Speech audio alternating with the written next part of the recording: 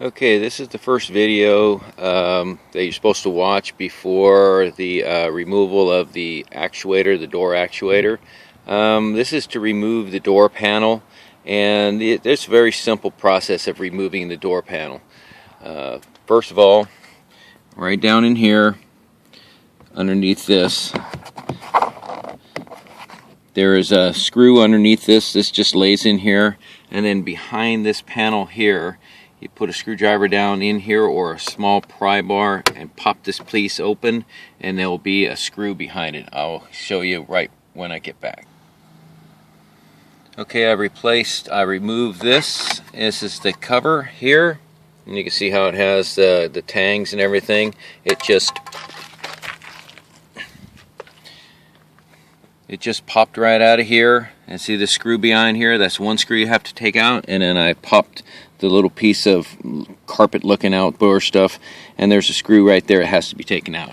Once you do that, then you can go to the bottom of the door, and underneath is probably the easiest place to start, and just put a small wedge in there and pop each one of the retainers that are on the back of the door. Be careful, sometimes they break, and if they do, you can get them replaced at your local Toyota dealer.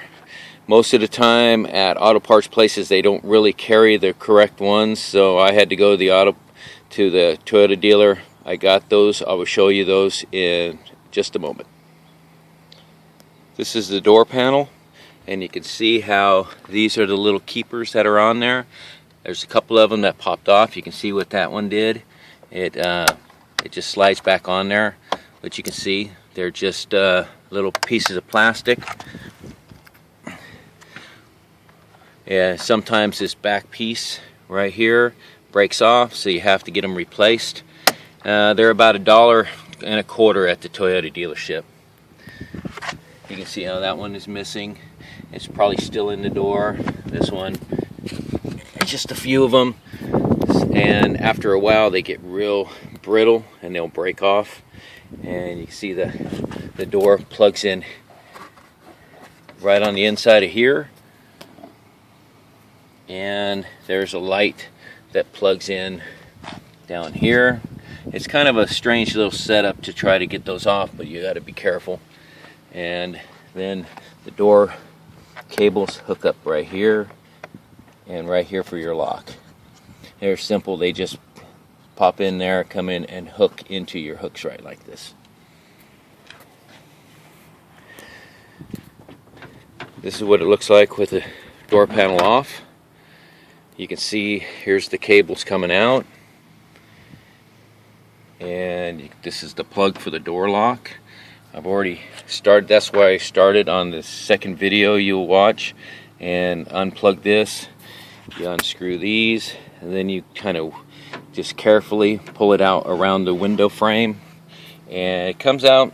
You just have to be nice and careful with it, and it will come out, and you'll see that in the part 2 video. Okay, this is the replacement motor.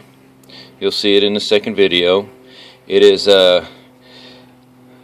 you can see where I get it off of eBay.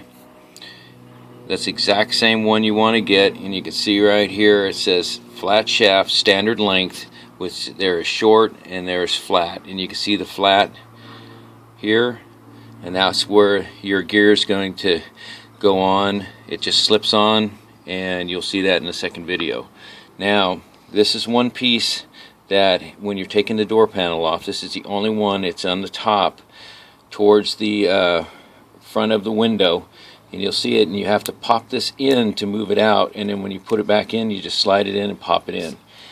These are the replacement pieces for the door that hold the door panel on.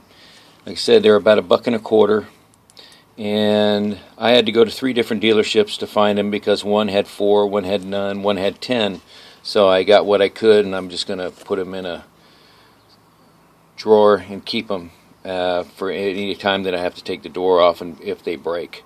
But you should buy a couple of these first, or when you're pulling the door off, they actually on Amazon have door panel removing tools. They're plastic, or hardened plastic. You put them up under there and pop the doors off. That's what you need to do. And be careful on these, but no matter how careful you are, some of them just break. So, and it's a good thing to replace all of them just in case. This is my back door actuator here, and this was I had to buy a new one because I didn't quite know how to take this apart, and I messed it up when I first did it. In the second video I show you how to take it apart, but one thing that you need to make sure is when you put these things back in, that you put the door rod back in this one, or the door will not open. And on the back door they have the safety latches that are right here. Now these will not move. You have to have them locked, and this has to be to the point. This, make sure they're in the up position, because if they're in the down position and you put everything back on and it's not working right, you cannot get the door open. I did that, and I had to take a piece of wire from a clothes hanger and I bent it around and I weaved it back there, and I just got lucky to move that tab. Otherwise, I don't know how I would have got the thing open. So that's one thing you need to make sure of. And these little tangs, when you're taking this thing apart, I'll show you in the part 2 video, when you're putting them back together, make sure you bend them back to the position before you snap them together, because you need to go a little bit further in some of them, and you got to be careful when tearing it apart, but it is quite simple to do. You just need to take your time and be patient. Okay, so that pretty much ends the first setup video. And you can see my second one, and it starts with me pulling the actuator out of the door and tearing it apart. So hopefully this will give you what you need to replace your door actuator. And I'm going to make a part 3 to install the door, and hopefully everything will be there of what you need to do to replace these things, because I can't see how you can pay $200, $300, $400 from, it depends who you get it from, to replace this when it's a $6 item. That's this right here. That's all that goes bad. And I had a mechanic friend of mine just say no wonder they keep going bad. Look at the size of the motor, and they just don't hold up. I had all 4 of mine go out on my truck, which most mechanics didn't think that was possible, but we tested the leads and tested the voltage going in, tested everything we needed to do. It was getting everything except for the motor wasn't working. So this is what I did. I bought this eBay, look at $6.25. Takes you about 30 minutes. Once you do the first one, about 30 minutes to do the whole job, and it's a very simple job. Just need, from a 1 to 5 standpoint on mechanic's ability, is probably a 3.5 or 4. It's not. It's just being patient. Okay, that ends the first segment of part 1, and you can go to part 2 and pick up where I'm doing the repairs at.